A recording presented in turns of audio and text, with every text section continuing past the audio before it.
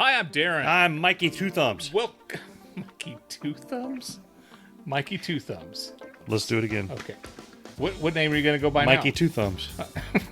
Don't like Mikey Two Thumbs. Hey! What are you, All right, Fonzie? all right. Hi, I'm Troy McClure.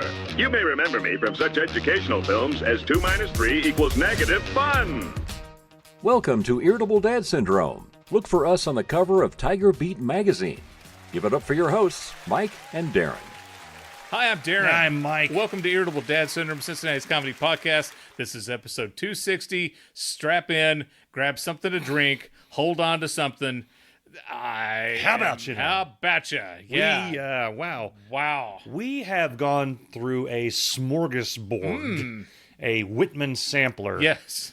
a Potpourri. charcuterie board, A grab bag. a Bratches family candy bag. Wretches? Bratches, Okay. Yeah, Bratches, yeah. Bratches, Brock's candy. of Yeah. topics before we ever pressed record. Yeah, you guys, some days you're lucky that you don't hear what Mike and I talk about before we hit record, and some days you're not lucky. Tonight we had to stop and delete something that I had said Apparently, so that it wasn't out in the ether. apparently, when I tell this man we're going live, he thinks that he's going to have two keys to turn the silo on. Well, I know we're going to, The- but I didn't know we were live. The War Games Whopper computer over there. And that was my mistake. And I apologize. And I hope, Mike, that you can find it in your heart to forgive me. Well, thank you. Welcome to episode 260. going to take we some hope everybody's doing well. time to heal. Yeah, well, get over it. How you been? I'm doing fantastic. Mm-hmm. Yeah. You're wearing a Reese's shirt Or my like you Reese's- just don't give a Reese's Peanut Butter Cups. I love Reese's Peanut Butter Cups. And I'm hoping if I wear this tonight, that when the fine folks at Reese's, I hope they send us some samples. And I hope they say, hey, Yeah. we should be a sponsor of this podcast. Gee, so anybody that's our patrons and the people that watch us on Twitch and YouTube may be noticing, hey, Darin looks like his normal Darin self, and Mike, you look like you're going to try to sell us some insurance. That's right. What the hell's going on? You're getting ready to go on a golf retreat. What you're seeing is, we're doing that tonight? Yes. Mike. A few weeks ago, I sent Mike a text and I said, you know what? We should start recording some of these Mamma Jammas in advance because summertime's coming up and we're going to need to have one or two in the old chamber, as it were. And I enthusiastically agreed. He said, absolutely. Yeah. So I show up tonight, and Mike pokes his head out the door, kind of like in Lord of the Rings, where Frodo and Sam and the other two. The end of the Prancing Pony. Yeah, Or the Bree. They open up the door, and they're like, what the hell are you doing here? Yeah. We weren't expecting you. And then they close the door, and they didn't want you to go away. Yeah. So, Mike had no idea I was coming tonight, even though we've done this every week, almost every week. It's only been 5 years, every Tuesday, So same time. Mike was taken aback, but anyway, he says, you know what, screw it, let's just do it. Yeah. And reminds me a lot of my honeymoon. Yeah. Anyway, I'm here, so we're going to record a podcast, and we hope that you enjoy it. I got back from Indianapolis, which is the capital of the great state of Indiana. I was at a promotional event for the Indy 500, and this year, the Indy 500 was sold out. There was over 300,000 people at the Indy 500. I bet you I met every one of them. We had a promotional event for my company, and my God, do people love free stuff. Yeah. They were losing their mind over the free stuff that we had. You could come in, you could get a free photo taken, you could get a free lunchbox. We had tote bags and water bottles, and then we had cute little foam race cars that were adorable. We had sunglasses. Fridge magnets. We didn't have any fridge magnets, but somebody says, hey, do you have pencils? You had pencils last year. Nobody wanted a pencil last year. Yeah. So we don't bring any pencils. Somebody asks for a pencil. And he's like, I'm an architect and I do a lot of drawing, and I was really hoping you guys had pencils. And I really wanted to look at him and go, they sell pencils everywhere. Yeah, I was going to say, it's a damn shame. Everywhere. You Too bad there's the great pencil shortage of 2025. You studied your whole life to be an architect. You go to this show. And now you're just out of luck because we don't have any free pencils. Yeah. So, but I said, sadly, and with tears in his eyes, he walked away without a pencil. But I think he still enjoyed meeting us. we were giving away posters, and we had 4 different posters from the Indy 500. One that had a trophy, one that had the tower, the pagoda, as they call it, at Indianapolis Motor Speedway. We had one with an Indy car on it, and then we had one with a driver holding a glass of milk. They drink milk when they win the Indy 500. Really? Yeah. Oh, yeah. Why do they I don't know why. What? I really don't. I was going to look that up and discuss that tonight, but I forgot. So anyway, people would come up and they'd say, and this is what was fun, because when I was rolling posters, I said, "Hey, we've got a self-rolling station." That sounds worse because that was one of my jokes. If somebody would ask how much are the posters, I'd say $100, and the look on their face. And I'm like, "No, silly, they're free." Yeah. Okay, so there was that. And then the first day we were giving away posters, we didn't have any rubber bands. We had rubber bands, but nobody could find them. So if anybody said, "Do you have a rubber band?" I would say, "Well, we had rubber bands." "Oh, you should have seen them. They were the most beautiful rubber bands you've ever seen. They were built exactly for you and for this poster, but we can't find them." We actually sent somebody out on a rubber band run, and that was funny. Yeah. The next day... Did anybody laugh at these? Oh, everybody laughed. Okay. Dude. Okay. You killed. I was at the killing. 500. Okay. I was absolutely killing. I was on top of my game. I got to admit, my anxiety is increasing the more of these that you tell. Honest I'm to God, man. close to violence. Everybody loved meeting me. There were people who walked away like, "We loved meeting him." The second day, when we had rubber bands... Yeah. And if somebody said how much for a poster, I would say the poster is free. The rubber band is $750. Yeah. That's you know, that's.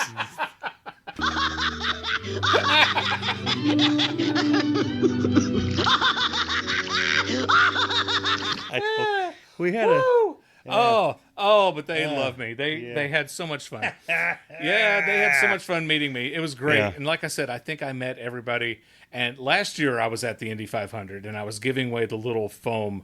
They're like have you ever had a stress ball? I think I could use a stress ball. Yeah. You squeeze it. It's in a squeezy toy. And you squeeze it. It goes right back. Yeah, you squeeze it. You squeeze it. You squeeze it. Yeah. And it goes right back to the shape that it originally was. What color were your stress balls? They were blue and they had... Now, see, that's a...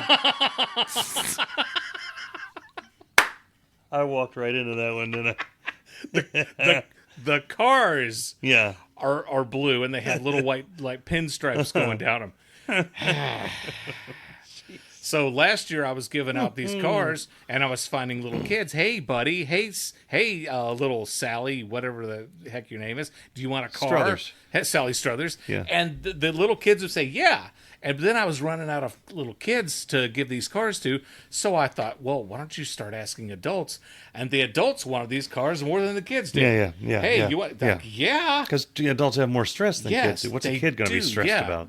And there were some parents who'd be like, "Can I have 2 cars? I have 2 kids." I'm like, "Yeah, I'll give you. I'll give you 2 cars." Wink, wink, nudge, nudge. What's funny was, so I was giving away cars. And then at one point, I went out into the crowd and I was giving away free sunglasses. Okay. Hey, the sun's out. Need some sunglasses? Boom. I made a connection.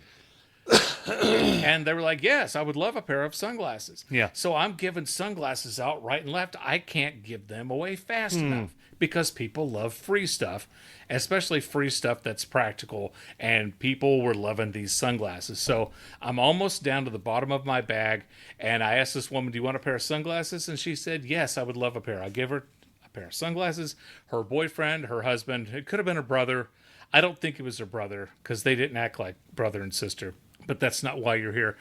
He said, "What about me? Can I have a pair of sunglasses?" And I said, "Sure." And I looked in my bag, and lo and behold, I was out of sunglasses. Oh, you overpromised, and now you're under-delivering. And I said, "Let me," and that's something you don't do. Yeah. You do not overpromise. Did you say, "Let me check in the back"? I said, "Let me go, and I will get you a pair because we've got 1,000 more at our booth where we were." I said, "I'll be right back." So I go, and I get another bag of sunglasses. Yeah. I run out, and they're not where they were standing. Yeah, that's, you know. So what do? Do I give up? Hell no, I don't give up. No. Not you. No. Not Darin. No, M. Cox. I searched, and I walked up, and I walked down, and I turned around, and went back this way, and there they were. Yeah. And I walk over to him, and I said, Okay, here are your sunglasses. Yeah. They're laughing. He says, I was telling her, I said, he's not coming back. He's not coming back. I said, oh, no. Yeah. No, sir. I made a promise. They didn't know who they were dealing with. They did not. I said, I made a promise. I told you I would bring you a pair of sunglasses, and come rain, come shine, come hell or high water, I'm giving you these sunglasses. Enjoy. There you go. Yeah, I made a promise, and I delivered. Darin. I had fun in Indy. I had a lot of Cox. That's right. M to the C Cox. We were giving away these. It's kind of like a fanny pack, but it was a clear plastic bag because at some sporting events you can't bring a backpack. Yeah, people like to bring in cheeseburgers. That's right. From the outside. Well, it does. That can't keeps do people that. from bringing in food. Yeah. And they have the clear backpacks because it prohibits people from bringing in alcohol or weapons. So we had these little clear fanny packs. Unless you fill it with vodka. That's true. That is true. Tip from your Uncle Mike. But we never do that. No. Because that's wrong. Yeah. Go to bed, kids. So we were giving away these little clear backpacks, and I held one up, and I said to one of my coworkers, I said, this looks like a portable fishbowl. And I said, I was in a band called Portable Fishbowl, and this new guy who works with the company said, really? And I'm like, no. Yeah. No. Yeah. And long-time listeners... I know it's like it's the first time he's met me. Yeah. And we met each other like the day before, but come on. Who's in a band called Portable Fishbowl? And long-time listeners have heard that joke so many times. Like the ones that haven't veered off the road to end it all. You guys know... It's difficult for us to continue the conversation with somebody when they get tripped up on that because you think, my Lord, that low of a bar got him. What can I do? I'm stuck with, I got knock-knock jokes, and that's it. And this guy, he's, I don't know, in his early to mid-20s, so I'm practically his grandfather, right? I felt so old. I really, Mike, granted, there were people there my age and older, but most of the team were these youngsters, these punks, there's wet-nosed, snot-nosed punk-ass kids. Yeah, wet behind the ears. They're wet behind the ears, thank you. So we're driving to the Indianapolis 500, and there's like 9 of us in the van. We get stopped, and we waited in the van for well over an hour. No, we left the hotel at 4:15. We didn't get into where our booth was until 7:15. So that's 3 hours in a van. 3, it's the magic number. Yeah, it is. Anyway, the sun came up, and there was a pink... Calling it a house would be a compliment. More like a dwelling. There's a twink... dwelling. A twink dwelling. There was a pink dwelling. It's a house. And I said, oh, cool. We're in Indiana. There's a pink house. Little pink houses. Little pink houses for you and me. Yeah. And I said, the last time I was in Indianapolis, I saw a pink house. Hey, let me find it. I'll show you a picture. And I bring it up. I said, what do you guys think of that house? And this guy said, is that your house? And I'm like, are you not listening? I said, the last time I was in Indianapolis, I saw a house, and I took a picture of it because when you're in Indiana, you take pictures of pink houses. And he said, why? I said, what do you mean why? Because of John Mellencamp. And he said, who's John Mellencamp? I said, oh my God. Yeah. It's not Mellencamp. It's Jonathan Cougar Mellencamp. And I said, you don't know who John Mellencamp is? He goes, no, I've never heard of John Mellencamp. And I'm like, pink houses, small town, ROCK in the USA, hand to hold on to, Jack and Diane. Oh, I've heard Jack and Diane. Okay. A little ditty about him. There's a little ditty about Jack and Diane. Yeah. 2 American kids doing the best they can. Yeah, sucking down chili Sucking on a dogs. chili dog behind the Tasty Freeze. Jack had his hand between her knees. They're low on money. He's just trying to keep warm. Just trying to keep food on the table. So Gonna need you to go back there and suck down another chili dog. I'm like, thank God he had heard. And I'm sorry, but it's like, John Mellencamp released, you don't have to be a fan, but he released an album last year. Yeah. He's still pertinent. He was on tour last year. His videos are still all over the TikTok.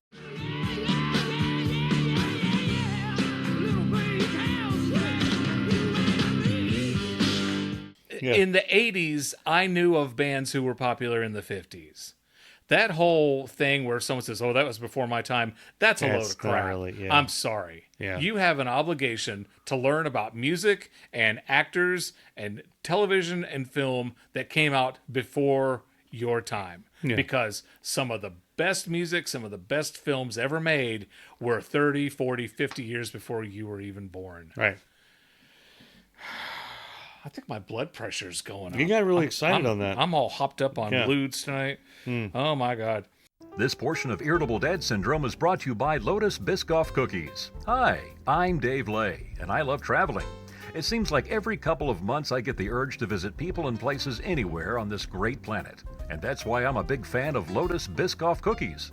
Whenever I'm flying and the stewardess asks if I want a snack, I say, hell yeah, I want a snack, and make that snack a pack of Lotus Biscoff Cookies. Since 1932, Lotus Biscoff Cookies have been made with all natural ingredients. They're crunchy, and that caramelized flavor has made them the preferred choice of every major airline that serves snacks.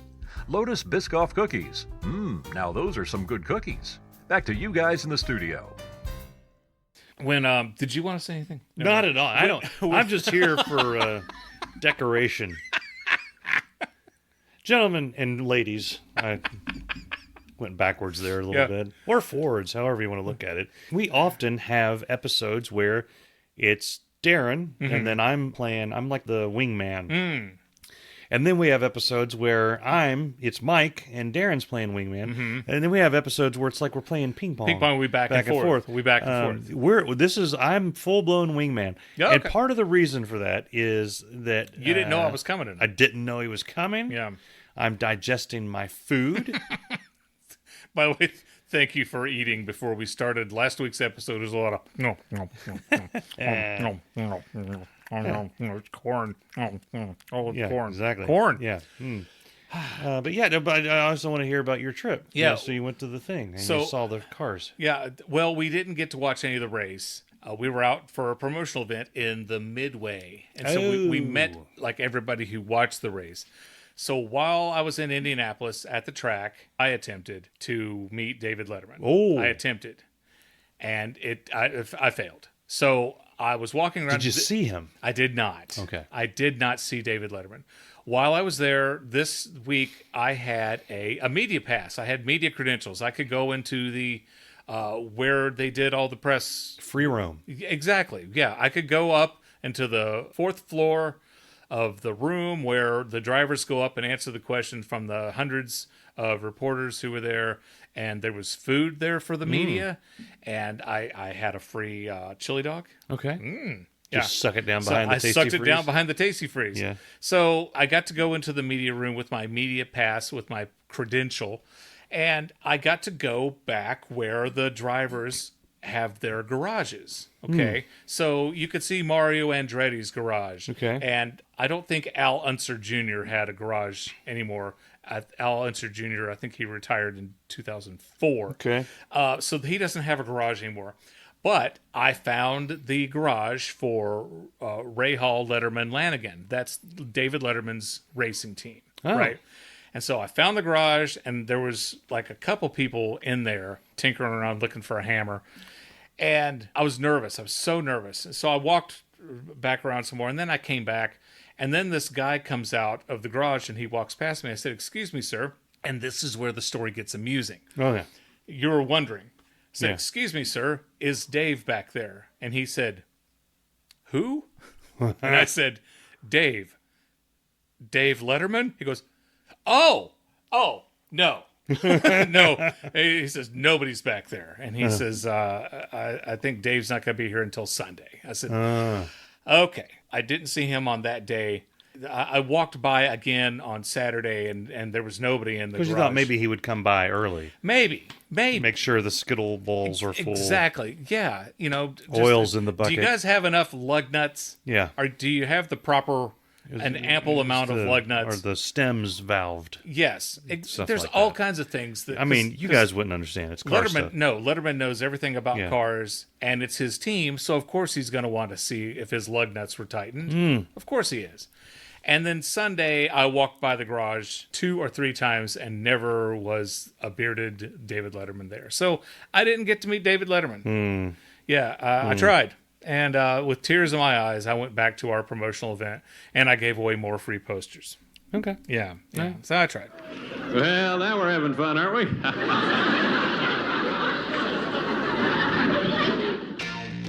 Time now for the Culver's Story of the Week.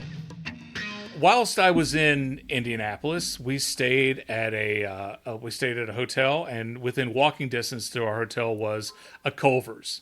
And my buddy Todd, who is a producer, and Todd and I are buddies, and that's why I called him my buddy Todd. Good God, Darin. Todd and I went to Culver's to get something sweet to eat, and so we walk in, and I ordered a mixer, a concrete mixer, okay. With vanilla ice cream and M&Ms, and oh, it was so yummy. And so I get my concrete mixer, and Todd says, "Hey, Darin, did you tell them that your son works at Culver's?" I'm like, "Oh." So I told the guys, "Hey, my son works at Culver's," and they said, "Really?"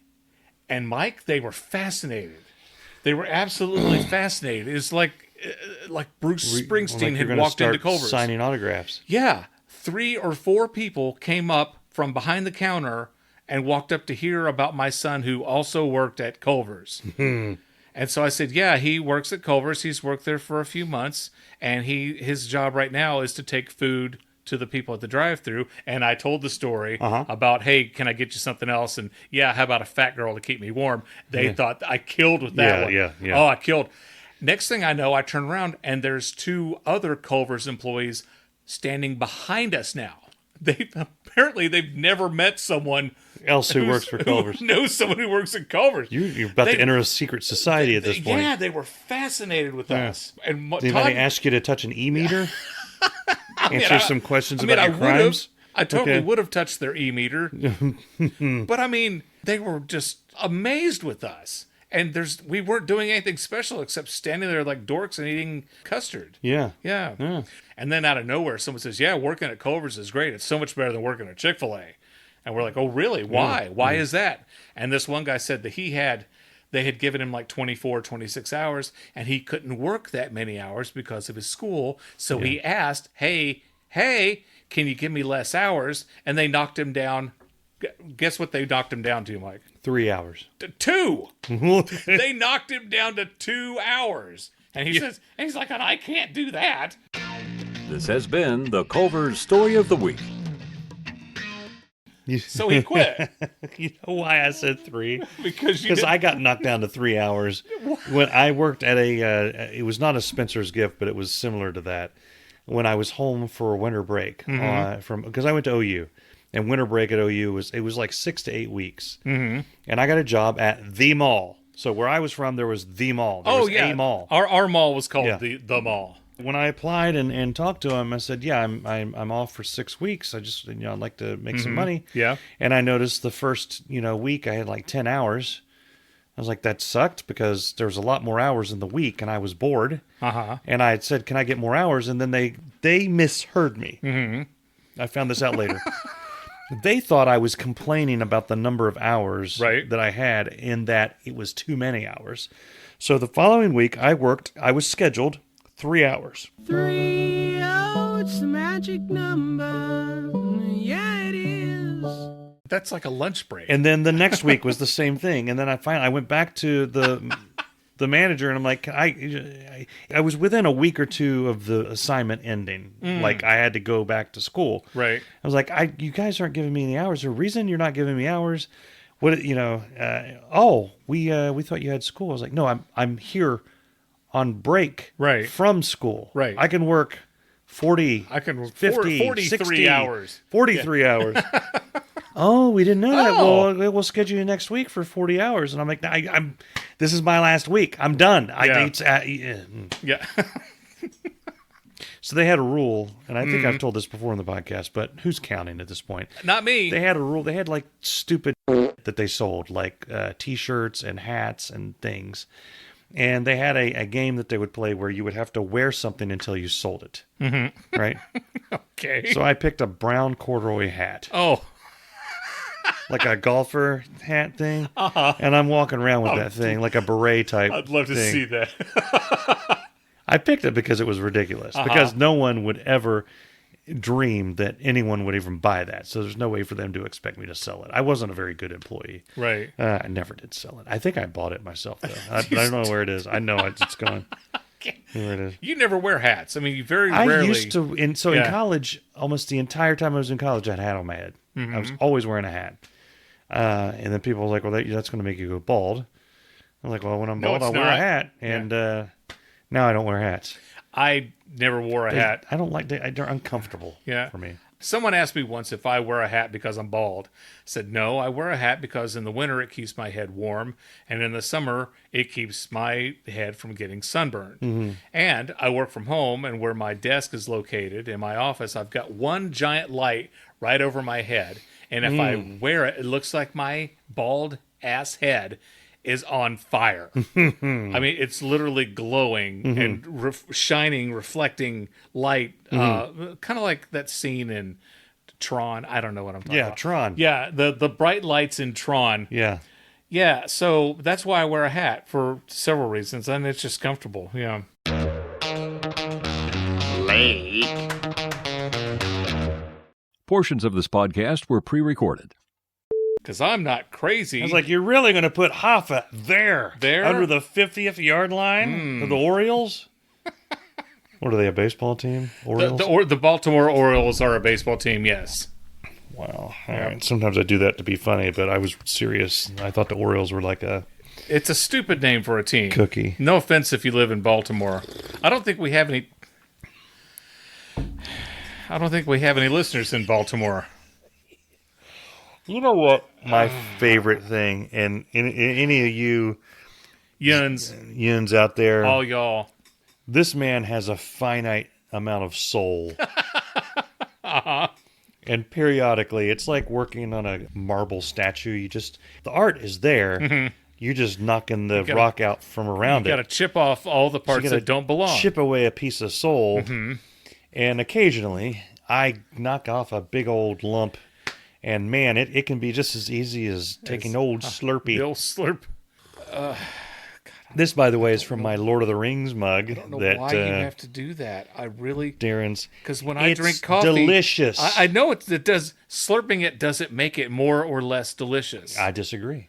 Wine tasting... They swirled around. They get the oxygen. Going with you on a wine You're tasting. The one that has the movie Sideways. Well, that doesn't mean I have it. Yeah, you do have it. You let it breathe, and you're never going to watch it. Can I have it back? Yeah. Okay. That infuses oxygen. Yeah. Betwixt the nodules, the nostrils, and the nodules of the lips. Mm-hmm. Yeah, it's not something against you. I would never go on a wine tasting with anybody. I hate wine. I like wine. I can't stand it. Well, you drink it out of a box, so I mean, where are you going to do the wine testing behind an old abandoned Blockbuster video? Do they do that? Probably. They get some Boone's Farm. Go out behind Joanne's fabric shop, shove a skewer in there, and just throw it down your gullet. On the underground wine tastings where they put it in an old vacuum cleaner bag. You know, before the Crowbar opened, you'd walk around Kroger and they're having a wine tasting. I'm like, what the hell is wrong with all you people? You're acting like you're so sophisticated. It's some old lady. And you're 2 miles away from frozen fish sticks. Yeah. Yeah, they'd have the wine. The bananas are literally right around the corner. They'd have a bottle of wine, and right next to it is the display that says, this vintage is $9.99 a bottle. Yes. And they're pouring it in those... grade school swishy cups that you had to do the floride with. Yeah. And they have a block of Velveeta. Seriously, if you're doing a wine tasting and you're like, I'm going to take a break here because I've got to go get some wet naps. I mean, they're 8 aisles over. It's stupid. Yeah. You don't do a wine tasting in the same place where you can get canned hot dog My only problem is they call it a tasting. You're drinking wine, a wine drinking. It's a wine drinking. Go get some wine. Well, now, them fancy schmancy losers, you don't swallow the wine. You swish it, and then you spit it. No, you don't. Yeah. No, you don't. Yes, you do. You're making that up. I'm not. I don't know much, but I know that the official wine tasters will swish it and spit it out. And then they do some type of palate cleanser before they taste another wine. You're not supposed to drink wine at a wine tasting. That's why they call it a tasting. And if you had watched Sideways that I loaned you 3 years ago, you would know. I did not know that it would be possible for me to have less respect for a wine taster. Yeah. I didn't think it would make... Really? Yeah, they taste it. They don't drink it.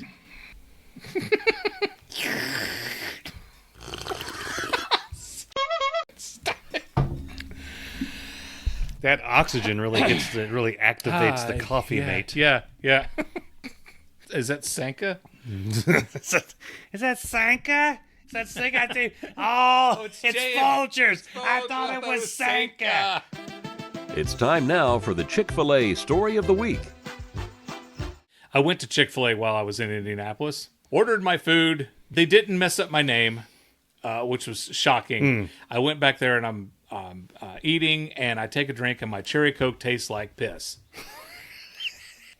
And I'm all the way in the back of the place. I'm not close enough to... I've already taken 2 bites out of my food, and I'm not going to leave my food, and I don't want to carry my food up there to get my drink fixed. So I wait until somebody comes by. Hey, how's everything going? So my cherry Coke tastes like piss. Exactly. So this guy walks by and goes, hey, how's everything going? I said, well, the food is delicious. My drink does not taste good. I don't think there's any syrup in it. It might need to be changed in the machine. Could you be a sweetheart, a peach? Could you be a deer? Could you be a doll? Exactly. Yeah.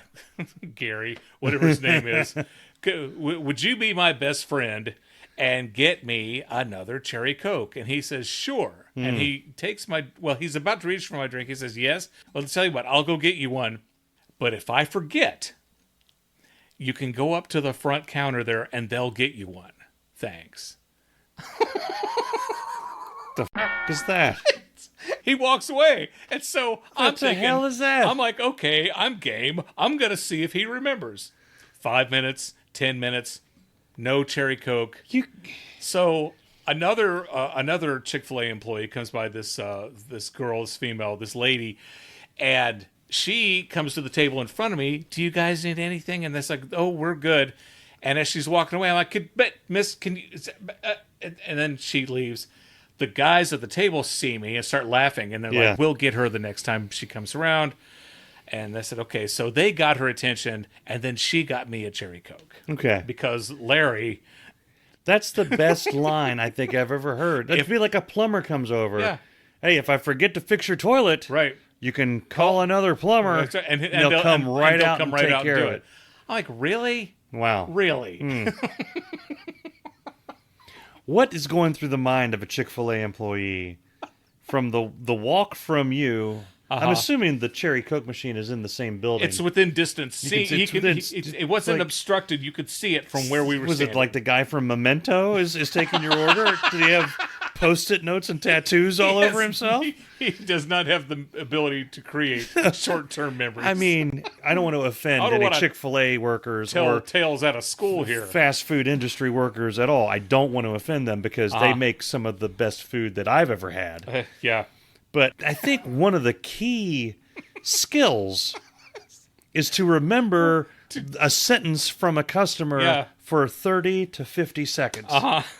Right? It's not like I said, okay, I need 2 packs of Chick-fil-A sauce. I need a soy sauce. Can you get me 2 forks, a spoon, one of them bendy straws, if you have it. If not, I would like a regular straw. But can you please take the paper off of it? And I want another order of fries. But actually, curly fries if you have it. This has been the Chick Fil A Story of the Week. Now back to you, Mike and Darwin. Let me ask you this. Okay. Because I saw that Mission Impossible is on the rundown. Mission Impossible is on the rundown. This conversation and that have reminded me of something that I used to do up until very recently. I just stopped doing this. Whenever I'm watching a movie like Mission Impossible or Impossible Mission or a really hard job. The Impossibles. Or jobs that is difficult to do, whatever. And they have there's invariably a scene where somebody has to remember a sequence of numbers. Yes. Ethan is on the phone. The number is 8488284898684. And the other dude types in. I'm always like, how do they... you know what I mean? Like, I wouldn't be able to... I'd be like, no, hold on. Okay. No. Every time that happens in a movie, I'm thinking... Because when I see somebody about to say something that someone else has to remember, especially when they say, okay, pay attention, like I'm in. Yeah. And then I try to see if I'm in that position, is the world going to explode? Right. And I am... I got a perfect record on killing everyone. Everybody. Because I can never remember those. It's the same thing. I always did it when someone would hold their breath.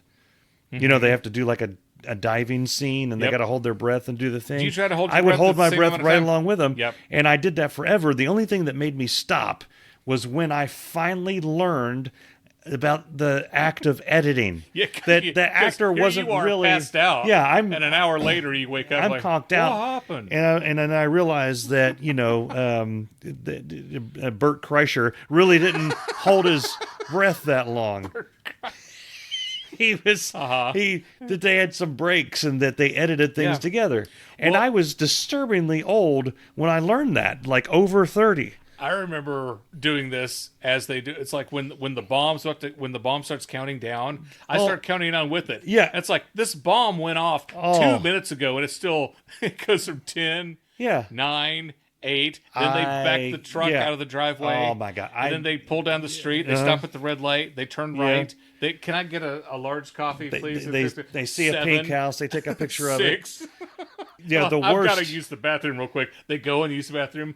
6. Yeah, like it was still at 6. The worst for those is the Indiana Jones. I love Indiana Jones so much. I love all the movies so much. Mm-hmm. Well, Raiders, except for King of the Crystal Skull. Raiders of the Lost Ark gives me super anxiety. Mm-hmm. Throw me the auto, I throw you the whip. That scene. Yeah. And you see the doors moving down, and he's flat. He's full blown hanging. Yes. Like, he can't. And every time it switches over to the door going down, it's like, it's almost closed. It's like, well, he's dead. And then he's like, and he comes back, and it's like higher than it was before.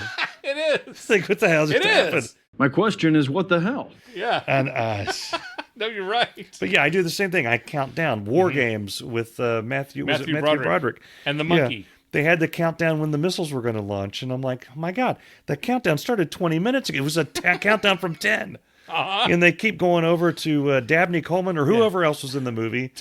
Was he in that movie? Probably. I think he was. Okay. He should have been. For sake of anyway, argument, the point Dabney is, Coleman should have been in every movie. The point is, and even though he's dead, I think they should make a holograms of Dabney Coleman. Dabney Coleman. One of the reasons I loved the series 24 so much is because they took that seriously. Yes. You could count along with that even through the commercial breaks. Yes, you could. You remember that? You're right. Because I did that. You're right. There's some bitch is talking about Febreze. I'm over there going 59, 58, 57, 56. Ching, ching, ching, ching. Yep. Beep, beep, beep. Yep. Yeah. Yeah. No, great. you're right, because I did that one time. Yeah. And sometimes they would go to commercial and then come back for a little snippet of like 30 seconds of Jack Bauer taking it. And then it would come back to a commercial, and then back to the show. He's never used the bathroom. He's washing his hands. They interviewed he's back to business. what's her face? They interviewed Chloe, and she said that they actually talked about that. They're like, well, the producers said nobody wants to see Jack coming out of the bathroom or eating, so that's why they made the choice not to do that. But I would love to have seen a spoof where they just show a scene of Jack just in the room alone, just looking around. Well, no, he was on Letterman one time promoting season 2 of 24, and they showed a clip. Dave says, what's this? Can you want to set up the clip, Kiefer? He says, yeah, this is a scene from my show. I think it happens between 7 and 8 in the morning. And okay, here's a scene from 24. And it's him pouring Honey Nut Cheerios to the bowl. And then he reads the back of the box, and it goes back to the timer. And I'm just like, that was amazing. Because that was back when I didn't know if Kiefer Sutherland had a sense of humor. Oh, yeah. Turns out he's got a very good sense of humor. Yeah. Speaking of Kiefer Sutherland, but not really, they're making Young Guns 3. Did you know that? I heard that. I did hear that. With Lou Diamond Phillips is coming back as Chavez. Even though he died? That's what I thought. I thought he died. Was the big... It was announced in something, and then the people on Reddit are losing their minds. Chavez saw the spirit horse come. Okay. He was in the blanket, and the spirit horse came to take him away. Okay. And I guess that's... I don't know what they're going to do. They're going to show a deleted scene where he jumps off the horse and runs back to the land of the living. Two guys with the... Clear! Yeah. And Christian Slater. Mm-hmm. But he also died. Right. Not on screen, but it was one of those things like, Arkansas Dave Rutabob. It was his name. That was his name. There was a little thing at the end that said he was stabbed to death or something in a poker game. Okay. So whenever Young Guns 3 takes place, it's got to be before Arkansas Dave got shanked I don't know what they're going to do with the timeline of Young Guns here. I've got to watch it again. It's been, how long has it been? 30 years. That's my next point. Yeah. I don't know if you know this, but every actor is now 30 years older than they were, or almost 40. 40 years older than they were. And by the way, Emilio Estevez still looks exactly the same. Well, so does Lou Diamond Phillips. Yeah, that's true. That may be how they're going to get away with calling it Young Guns again, because it's. Well, they're not going to call it Old Guns. No, and Christian Slater acted like a 50-year-old man back then. He looks the same. Actually, he still looks the same. He was in that Pop-Tart movie. And I'm like, damn it, Christian Slater, you're pissing me off. Because when he was in, do you remember Pump Up the Volume? Yeah. Oh, I never saw it, but I saw parts of it. Oh my God, that was my favorite Christian Slater movie, and it may still be my favorite Christian Slater movie because he figured out a way to produce his own radio signal. So he was going against the FCC, those bastards, and illegally stealing radio airwaves, which at the time was like the worst thing a teenager could do. Yeah. At the time, we referred to it as rad. That's right. It was bitchin'. Yeah.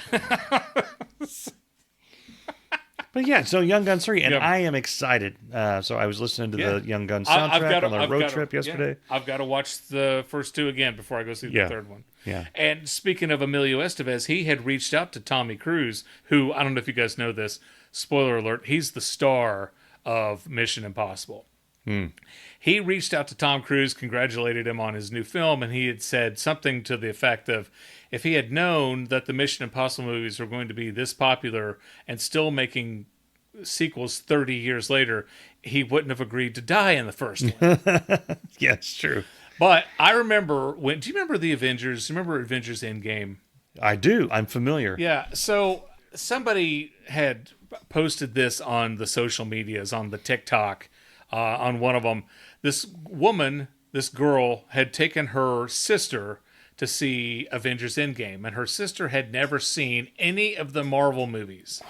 Not one of them. What the hell are you doing? And so she was like tweeting throughout the movie the things that her sister was asking, like a ridiculous, well, how come he can make himself so small? Because he's Ant-Man. Because he's Ant-Man. It's in the name. It's not rocket science, people. What kind of hammer is that? It's Thor's hammer. It's Thor's hammer. Mjolnir, with a J in it for some stupid reason. Powerful hammer. Yeah, so she's asking all these questions. Why is he green?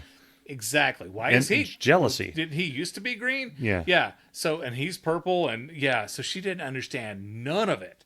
And it was comical at the best, thinking, my God, why would you go see a movie 26 films into it? And so I decided to do that with Mission Impossible.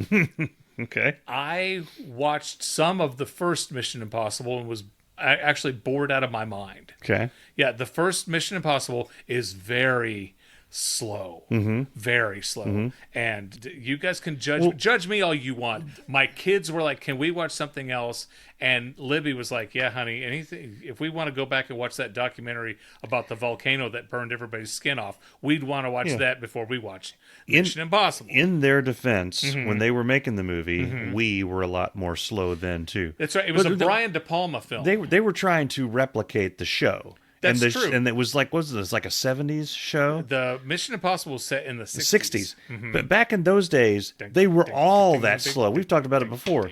We would have an Incredible Hulk episode that was an hour long, and the entire plot is somebody steps on a Banner's shoe, he gets mad and punches him through a wall. Yeah. There's an hour show. Yeah. Yeah, they were very, very boring at the time. Yeah. And like you said, the Incredible Hulk, an hour long, and you take out the 16 minutes worth of commercials, so you got 44 minutes. And 20 is the transition from him into Lou Ferrigno. And about 4 of them are action. Yeah. Where Hulk throws somebody through a window, and then he runs off in slow motion. Right. Yeah. So anyway, I decided I want to see Mission Impossible 8. Dead Reckoning. Is it Dead Reckoning or Final Reckoning? One of those. The reckoning of finalness. And boy, was I lost. No, actually, you know what? They kind of made it self-explanatory. Yeah. Like when somebody would show up, there's a dude in the movie, I don't know his name, he's got a beard now, but they did the flashback from I think it was the first Mission Impossible movie where Thomas Cruise drops down from the ceiling. Oh, yeah, and he's got his arms out. Yeah. Which one? That's impossible. You're going to fall. Your nose is going to hit the ground. Yeah. He's supported by his waist. Inertia. You're going to tilt. I don't think that's what that word means. You're going to, well... I'll ride with you. Okay, penultimate. But, okay. I don't think that's what that word means. You keep using the word. I don't think it means what you think it means. His penultimateness would have knocked him in his nose askance. Or his knees. The nose or the knees are going to hit the ground, but I digress. And anyway, he's going back up into the ceiling, and he drops his knife that sticks into the desk. Mm-hmm. The guy who found the knife, he shows up in episode 8. Okay, all right. And Spoiler alert. Hey, we're reckoning. Yeah. The Mission Impossible. Poopy and I'm guy. like, oh, so that's who that guy is. Yeah. I didn't know who was flying the yellow plane. There's a chick there's a woman in Mission Impossible who has blonde hair, and is about 40 minutes into it when I looked at Libby and I said, is she from Guardians of the Galaxy? And Libby says, oh yeah, that's Mantis. So Mantis is in Mission Impossible. All right. Haley Atwell, who plays Captain America's girlfriend. Pen pal. Okay. Pen pal. Yeah. Dear Kelly, This is how back are in you? the day. I'm fine. In the I 40s. got my shield buffed. Hello. Yes. Oh, it's France. Can't wait to see you next summer. Yeah. Love, Captain America. Yeah. So she's in it. And of course, Tom Cruise almost dies. Everything he does, he almost dies. But I'm going to say right now, the scene, spoiler alert, the scene where he's hanging from the plane, Yeah. Pretty badass. Okay. Pretty badass. Okay. Now, I know, like the last movie, he jumped the motorcycle off the mountain, then he jumped off the motorcycle. I don't think I would try that. Yeah. I'm afraid of doing that. Uh-huh. No, thank you. That, and then it was the movie before that where he was hanging on the side of the NASA, the ship that goes up to the moon. Yeah. And he was like on the moon. Wasn't he on the moon? I don't know that he was on. I don't think he was on. I don't think you know what you're talking about. I don't think you can do he that. He was on the moon. Yeah. And he was fighting these moon creatures. Okay. And he doesn't have enough oxygen. Yeah. So he's still fighting them because he doesn't give up. I'm a Tommy Cruise fan. I dig Tommy Cruise. He pretty soon people are going to start thinking he's weird. But here's the deal, and I think it's awesome that he does his own stuff. Uh-huh. And I was one of those guys that we like every time me and Bess are going to see a Tom Cruise movie. He's like, when he jumps over the sun here, that's really him really jumping over the sun. That was really him sweeping the floor. Yeah, it was really. But lately, I'm just it's. Not that it's annoying. Mm-hmm. It's just it makes me wonder if these recent Mission Impossibles, of which I fell off a few movies ago, so I'm a few movies back. The last one I saw was the I think hanging from the plane thing.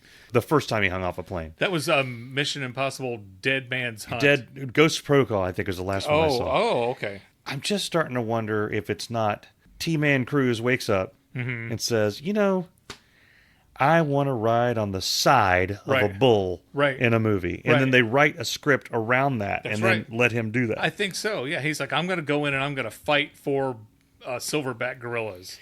Here's what I want them to do. I want them to go back to the first Mission Impossible. Because I know. And spice it up. Back then, he didn't do that. I know that he was not on a helicopter, on the front of a helicopter that exploded and shot him onto a train. Right. Because that's what happened when the music kicks in. So can they go back and actually do that stunt for real? Now, if they do that, then I'll be happy. Yeah. Then I'll get my money's worth. You know what I'm saying? I don't know what I'm saying. I think I know exactly what you're saying. My point is I think it's awesome that he does. So Top Gun, Maverick. I was the most annoying person in my family to be in. I was like, he flew those. He was in that jet. He did that. Mm-hmm. And Beth's like, I know. Yes, and then she would preempt me. Well, first she made the kids sit in between me and her because she's tired of my. But it got to the point where I'm sitting next to Charlie and he could feel me start to lean over, and he would preemptively say, "I know he's really in the jet. Yeah. I know he really landed the thing." See, you're the one saying that's really happening. I'm the one of the dinosaur movie. Them dinosaurs ain't real. So, you know what I think is going to happen? And write this down. Y'all write this down.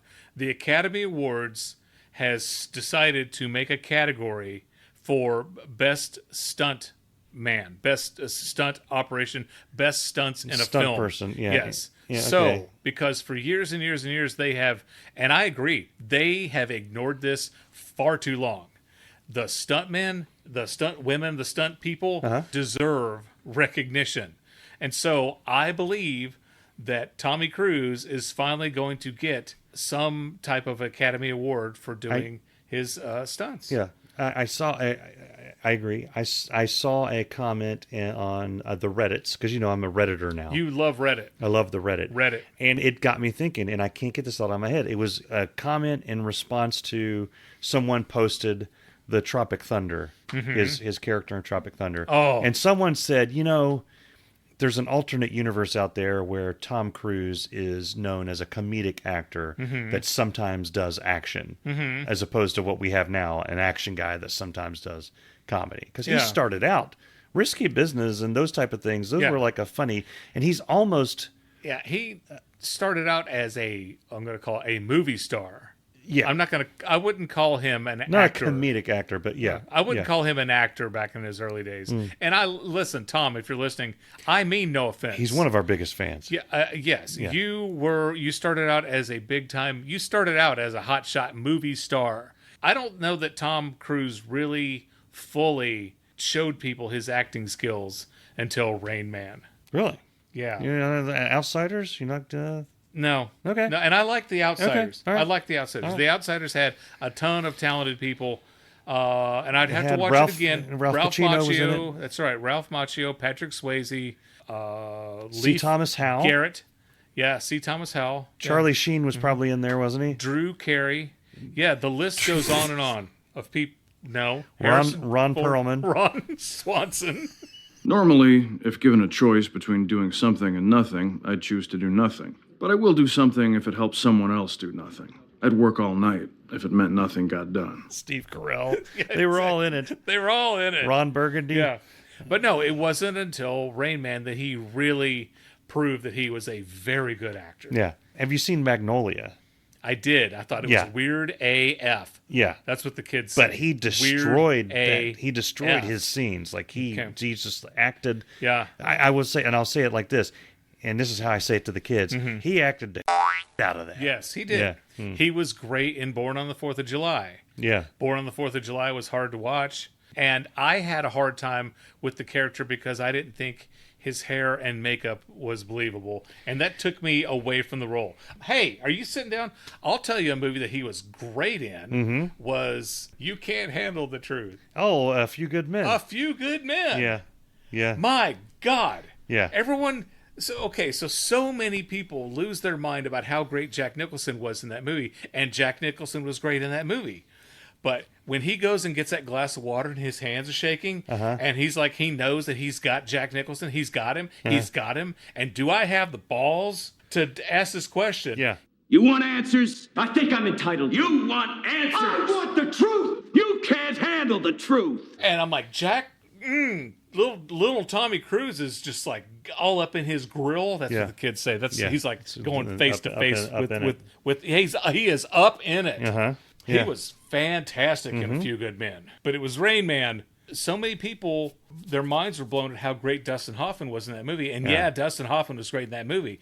But Tom Cruise went from you absolutely despised him at the beginning of the movie to where you wanted to have him come over and have dinner with you, and you loved him at the end. You wanted to hug him. Uh-oh, fart. Yeah, Charlie Babbitt, I'll hold. Fart. Did you fart, Ray? Fart. Did you fart? Fart. Oh, man. Look at this. How can you stand that? I don't mind it. You felt for him and you wanted great things for him. He had a character arc. Dustin Hoffman didn't have a character arc. He played the same character throughout. Tommy Cruise had that despicable to loved character arc. It's my story and I'm sticking with it. Yeah. We're running out of time. But before we go, I need to apologize for last week's episode. I heard that it's good. It's a great episode. It really is a great episode, but I've got to talk to our editors Last week's episode was supposed to be brought to you without commercial interruption, brought to you by Whompers All Beef Footlong Hot Dogs, and I'll be damned if there's not 3 Whompers commercials inside the episode. Nothing tastes better at a cookout than a Whompers All Beef Footlong Hot Dog. So why did we say... Here we are, we're lying to our fans. We told them it's brought to you without commercial interruption, and then there's commercials throughout the episode. So I apologize. We're looking into it. We're going to find out what we can do, and we're going to make sure that it doesn't happen again. We are going to go. We want you to go to Instagram, TikTok, Facebook. What did you call it? We're on the Blue Sky. We're on Blue Sky. I don't even know what Blue Sky is, but by God, we're on it. We're on X. We never put anything on there, but we're on there. Oh, no, we put our episode on every week. We do put our episodes on. And I'm the only person who likes and shares it. Yeah. And it's sad. Yeah. But we ask you, hey, be like Rob Remke. Yeah. We've got a fan of the show named Rob Remke, and every single time we drop a video, Rob puts a little like on it, and I get this notification, Rob Remke liked your video. Yeah. Be more like Rob Remke. Be more like Rob. Yeah, if you like our videos, if you share our videos, then it helps us take over the world. Boom. And that's what we want to do. We hope to see you next week on Irritable Dad Syndrome. If you've enjoyed this episode, then I know you'll enjoy our other episodes. And guess what? They're all available to listen to right now from our website, irritabledadsyndrome.com. Irritable Dad Syndrome is a Mark Goodson, Bill Todman production. No way I would have said something like that, especially under a hot mic. Farrah Fawcett in the front and mullet in the back. What? What? Completely cut that out. Listen. So what's their names? Top Jimmy and Lasernet in the back of the RV. Yeah. That, when Walt has the gas mask on, getting ready to pull the gun. Top Jimmy and Lasernet. Crazy Eight. Foo-Foo. I don't think Lasernet. It's like Guardians of the Galaxy. I'm Laserface. Really? Really? Laserface. Has nothing to do with this episode. Nothing. It's not even remotely funny. Nope. But I enjoyed it. Yep. Like the rest of the show is a big hit. How to lose weight without diet or exercise. Pretty much leaves disease, doesn't it? When you get right down to it. Yes, I was able to lose over 60 pounds without diet or exercise. What's my secret? Well, I was lucky enough to be seriously ill for a year and a half.